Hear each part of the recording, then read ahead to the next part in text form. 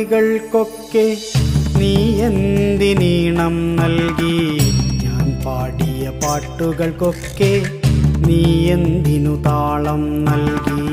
ഞാൻ എഴുതിയ വരികൾക്കൊക്കെ നീ എന്തിനീണം നൽകി? ഞാൻ പാടിയ പാട്ടുകൾക്കൊക്കെ നീ എന്തിനു താളം നൽകി? ഞാൻ കണ്ട കിനാക്കളിലൊക്കെ നീ എന്തിനു നായികയായി? ഞാൻ നടന്ന വഴികളിലൊക്കെ നീ എന്തിനു തണൽ മരമായി? ഞാൻ കണ്ട കിനാക്കളിലൊക്കെ നീ എന്തിനു നായികയായി?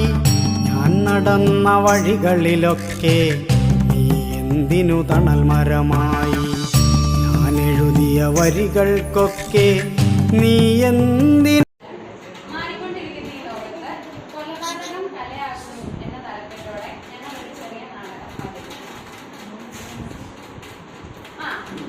ഇന്നലെ പഠിപ്പിച്ച പാഠം എല്ലാവർക്കും മനസ്സിലായല്ലോ? ഇന്നലെ എന്തിനെ പറ്റിയാ പഠിപ്പിച്ചേ? പക്ഷികളെ കുറിച്ചല്ലേ പഠിപ്പിച്ചേ? അപ്പൊ ഏതായാലും പരീക്ഷയൊക്കെ എടുത്തു തരാം. എന്നാലും നിങ്ങൾക്ക് എന്താ സ്ട്രെസ് ഒക്കെ കുറയ്ക്കാൻ വേണ്ടിയിട്ട് ഞാൻ ആക്ടിവിറ്റി തരാം. എല്ലാവരും നാളെ ഒരു തൂവല് കൊണ്ടുവരണം. തൂവല് അറിയാലോ എന്താണൊക്കെ? അപ്പൊ നിങ്ങൾക്ക് ഇഷ്ടപ്പെട്ട ഒരു പക്ഷിയുടെ തൂവല് കൊണ്ടുവരണം കേട്ടോ. ആരും മറക്കരുത് കേട്ടോ. മറന്നു പോയേ ചെയ്യരുത്. ഏതായാലും ക്ലാസ് ഒക്കെ തീരാറായി. വെല്ലുവിളി. അപ്പൊ എല്ലാരും പൊക്കോ. ആരും മറക്കല്ലേ?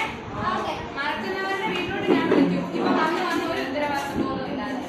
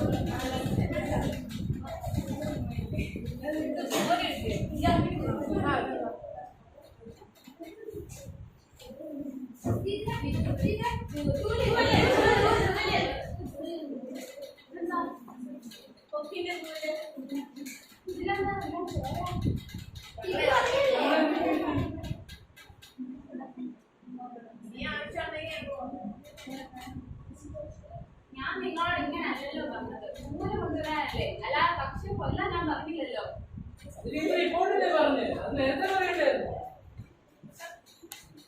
എന്നാലും നിങ്ങൾ ആ കൊക്കിനെ കൊന്നോ?